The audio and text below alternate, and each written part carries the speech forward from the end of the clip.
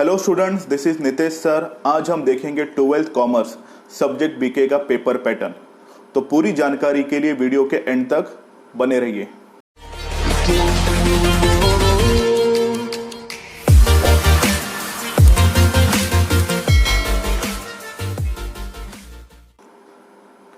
तो चलिए student start करते हैं बीके का full paper pattern in detail. Okay, आप सभी को पता होगा बीके का पेपर जो 12th का होता है वो होता है 80 मार्क्स का। ओके, और 20 मार्क्स आपको मिलते हैं इंटरनल कॉलेज के थ्रू। तो देखिए स्क्रीन के ऊपर a written exam for 80 marks and application based test it will come for 20 marks. याद रखिए एप्लीकेशन बेस्ड टेस्ट का मतलब ही होता है इंटरनल टेस्ट। ओके, आगे बढ़ते हैं। देखिए बॉक्स के नीचे एक स्टार करके एक नोट दी गई है। Final result will be based on marks obtain in the board exam. तो बोर्ड एग्जाम जो भी आपकी होगी उसमें आपको जितने भी परसेंटेज मिलेंगे वही आपके फाइनल माने जाएंगे। ओके, बढ़ते हैं आगे की तरफ। अब बात करते हैं टर्मिनल एग्जामिनेशन की। टर्मिनल एग्जामिनेशन मतलब ऐसे एग्जाम जो आपके कॉलेज कंडक्ट करेगा। ओके, तो कितने मार्क्स के लिए होंगे देखते हैं। Let's see the first point. Terminal examination in a first term examination of 50 marks. So time allotted will be the 2 hours and 30 minutes। तो आपका एग्जाम होगी 50 मार्क्स की और टाइम आपको दिया जाएगा 2.5 घंटे। आगे, terminal examination question paper should be based on the around 50% of the portion considering the length of the term. तो जो भी आपका पोर्शन होगा उसमें से 50% बेस के ऊपर आपका टर्मिनल एग्जाम लिए जाएंगे कॉलेज के थ्रू। तो इसकी जो भी गाइडेंस होगी वो आपको कॉलेज के थ्रू वो लोग टीचर्स आपको बता देंगे। बढ़ते हैं आगे की तरफ। आज हम देखने वाले हैं बोर्ड का पेपर पैटर्न इन डिटेल में। ओके, देखिए अभी आपको ये जो मैंने अभी स्क्रीन पे जो रखा है प्रपोज क्वेश्चन पेपर पैटर्न, ये पेपर पैटर्न आपको इस साल नहीं है 2020 to 21, ये आगे साल के लिए है। मतलब जब तक पोर्शन चेंज नहीं होता तब तक। Because of Covid situation government ने आपका कुछ 25% जो सिलेबस रिड्यूस किया है। ऑलरेडी मैंने आपको मेरे पिछले वीडियो में सब डिटेल्स बता दी है। तो अगर आपने वो वीडियो नहीं देखा तो मैं आपको रिक्वेस्ट करूंगा कि सबसे पहले आप वो वाला वीडियो देखिए, उसके बाद आप ये वाला वीडियो देखिए। ओके, तो ये पेपर पैटर्न हमको नहीं देखना है, हमें सीधा जाना है नीचे।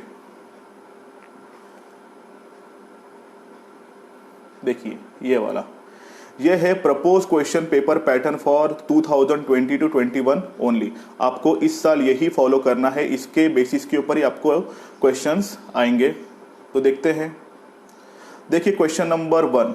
क्वेश्चन नंबर 1 मोस्ट ऑफली होता है ऑब्जेक्टिव क्वेश्चन। पहले क्या होता था, कुछ 4 टाइप के क्वेश्चन आते थे और हर साल वही रिपीट होते थे, जिसमें ऑब्जेक्टिव रहते थे, 1 वर्ड रहते थे, specimen of bills of exchange रहता था। पर इस साल पोर्शन चेंज हो गया है, तो इसके लिए गवर्नमेंट ने कुछ ना कुछ चेंजेस किए हैं। देखते क्या है। तो देखिए क्वेश्चन नंबर 1 में आपको क्या क्या आ सकता है, कुछ चांसेस हैं। Question number 1, from the following types of sub question any 4 will be asked. मतलब जो ए से लेके जे तक दिए गए इसमें से कोई भी 4 आएंगे आपको एग्जाम में और आपको वो सॉल्व करने हैं। तो वो भी कौन से 4 आएंगे किसी को नहीं पता, तो कॉमन सी बात है, आपको पूरे स्टडी करना पड़ेगा। ओके, और ये ए टू जे जितने भी हैं ये आपको अपने चैप्टर के पीछे मिलेंगे ही मिलेंगे। ओके, हर एक चैप्टर जैसे एनपीओ हो, फाइनल अकाउंट हो, उसके पीछे आपको ये सब मिलेंगे। तो देखते हैं ए में क्या आने वाला है। Select the correct option and rewrite the sentence. एक आपको क्वेश्चन दिया होगा और नीचे लाइक केबीसी टाइप 4 ऑप्शन दिए होंगे, उसमें से आपको एक सिलेक्ट करना है और वो सेंटेंस आपको फिर से लिखनी है। याद रखिए फिर से लिखोगे तभी मार्क्स मिलेंगे। ओके, नेक्स्ट बी है give 1 word phrase term. Give 1 word means आपको एक स्टेटमेंट दी रहेगी, आपको उसका 1 वर्ड बताना है। जैसे suppose good reputation in the market, उसे हम क्या कहेंगे, गुडविल। तो आपको इस टाइप के क्वेश्चन आएंगे। आगे बढ़ते हैं सी, स्टेट ट्रू और फॉल्स विथ रीजन। ये आपको आएगा 2.5 मार्क के लिए। मतलब हाफ मार्क्स आपको बताया जाएगा, अगर आपने ट्रू बताया या फॉल्स बताया उसके ऊपर आपको मिलेंगे, और रीजन के लिए आपको बचे हुए मार्क्स मिलेंगे। After that find the odd one. Odd one means क्या होता है, जैसे आपको 4-5 नाम दिए रहेंगे, उसमें से ऐसा कोई नाम जो उस लाइन में सुटेबल नहीं होता वो आपको बाहर निकालना पड़ेगा।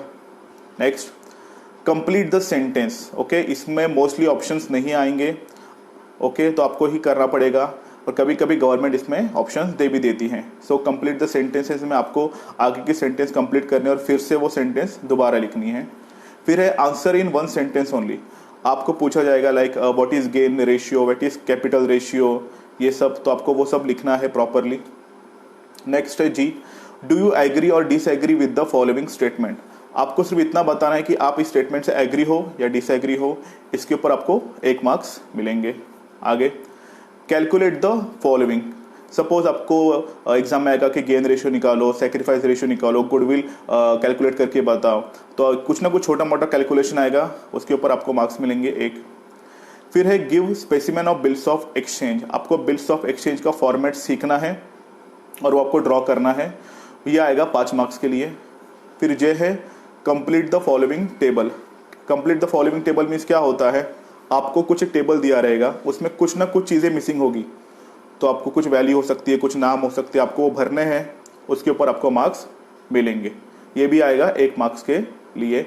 तो ये थे हमारे ऑब्जेक्टिव टाइप क्वेश्चन। इसमें से कुछ भी आने वाले नहीं है, ऐसा आपको लगता होगा, वैसा नहीं, आपको पढ़ना तो सभी पड़ेगा। इसमें से कुछ ना कुछ आएंगे, सिर्फ 4। ओके स्टूडेंट्स, तो चलिए स्टूडेंट्स बढ़ते हैं आगे की तरफ। देखिए क्वेश्चन नंबर 2, अभी प्रैक्टिकल प्रॉब्लम स्टार्ट। क्या लिखा है, solve any one from the following. तो आप दोनों में से आपको कोई ना कोई एक ही सॉल्व करना पड़ेगा, एडमिशन ऑफ पार्टनर और रिटायरमेंट ऑफ पार्टनर। अभी आप सबको ये डाउट है कि एक ग्रे में है और एक ज़्यादा बोल्ड और डार्क है, ऐसा क्यों है। देखिए जो भी बोल्ड और डार्क में है ये आपको कॉलेज वाले नहीं पढ़ाने वाले हैं इस साल। अगर आपके कॉलेज वाले पढ़ा रहे हैं तो बहुत अच्छी बात है, हमारे क्लासेस में भी ये सब चैप्टर हमने कवर किए हैं। तो ये आपको सेल्फ इवैल्यूएशन के लिए, मतलब सेल्फ स्टडी के लिए है, तो आप सेल्फ स्टडी कीजिए। अगर आपकी प्रिपरेशन इसमें अच्छी है तो आप ये अटेंड कर सकते हो। ऐसा नहीं कि इसमें जो बोल्ड किए वो आने ही नहीं वाला, वो आएगा, डिपेंड करता है आपके विश के ऊपर कि आपको कौन सा सॉल्व करना है। तो देखिए क्वेश्चन नंबर 2 क्या है, एडमिशन ऑफ पार्टनर और रिटायरमेंट ऑफ पार्टनर, दोनों में से आपको एक सॉल्व करना है। It will come for 10 marks. Question number 3 देखते हैं, फिर से solve any one from the following, dissolution of partnership firm और बिल्स ऑफ एक्सचेंज, दोनों में से आप एक सिलेक्ट कीजिए, आपको कौन सा अच्छा लगता है। ओके। नंबर 4 है solve any one from the following, issue of shares और computer accounting. Okay, issue of shares में बहुत सारी जर्नल एंट्रीज होती है as it is like bills of exchange, तो कंप्यूटर अकाउंटिंग कीजिए या इश्यू ऑफ शेयर्स कीजिए, ये आपको आएगा 8 मार्क के लिए। फिर क्वेश्चन नंबर 5 है solve any one from the following, so death of partner आएगा या फिर एनालिसिस ऑफ फाइनेंशियल स्टेटमेंट, ये भी 8 मार्क्स के लिए, दोनों में से आपको एक सॉल्व करना है। ओके। क्वेश्चन नंबर 6 और क्वेश्चन नंबर 7 हर साल की तरह ये लोग अपनी जगह नहीं छोड़ेंगे। तो क्वेश्चन नंबर 6 है NPO, non for profit concern, यह आएगा आपको 12 मार्क्स के लिए। इसमें कोई भी ऑप्शन नहीं है, आपको ये क्वेश्चन अटेंड करना ही पड़ेगा। फिर बात करते हैं question number 7, problem on partnership final account, ये भी रहेगा 12 मार्क्स के लिए, इस पे भी कोई ऑप्शन नहीं है। मतलब क्वेश्चन नंबर 6 और question number 7 it's a compulsory, you have to solve it. Okay, बढ़ते हैं आगे। अब देखते हैं यूनिट वाइज वेटेज, मतलब हर एक चैप्टर को कितना इंपॉर्टेंस है, कितना महत्व हमें देना चाहिए। तो फर्स्ट चैप्टर देखते हैं, introduction to the partnership and partnership final account, ये आएगा प्रॉब्लम 12 मार्क के लिए, और इस चैप्टर में से ऑब्जेक्टिव आएंगे 4 मार्क्स के लिए। Okay. After that accounts for NPO, ये भी आएगा 12 मार्क्स के लिए और इनके ऑब्जेक्टिव आएंगे 4 मार्क्स। फिर नंबर 3 है एडमिशन ऑफ पार्टनर, फिर है रिटायरमेंट ऑफ पार्टनर, फिर है dissolution of partnership firm, after that bills of exchange. Okay, तो ये चारों में से कोई भी आपको 2 सॉल्व करने हैं। ओके, और एक एक आएगा 10-10 मार्क के लिए, तो 10 × 2 हो जाएगा 20। ओके, बढ़ते हैं आगे।